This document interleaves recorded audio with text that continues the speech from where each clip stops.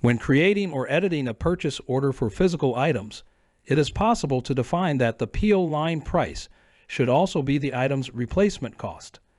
The PO line price can be copied to the replacement cost when you create a new PO, edit an existing PO list price, or change the quantity of items in the PO. To activate this functionality, you'll go to Configuration, Acquisitions, General, Other Settings.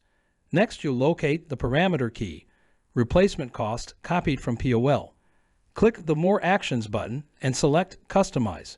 Change the parameter value to 1 if you want to copy the PO line's list price, or 2 if you want to copy the price from the PO line's net price and divide it by the number of items in the Ordered Items section. When you're done, click Save to apply your changes.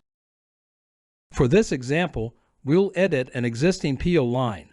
You'll go to your list of purchase order lines and locate a physical item purchase order. The PO must be assigned to you to be able to make changes.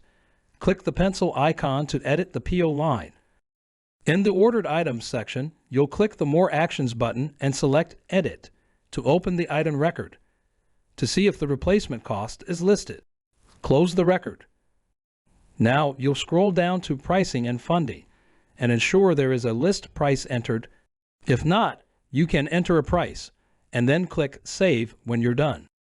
Now if you click Edit to edit the PO line again, scroll to the Ordered Items section and open the item record. The list price has been copied to the replacement cost. Thanks for watching.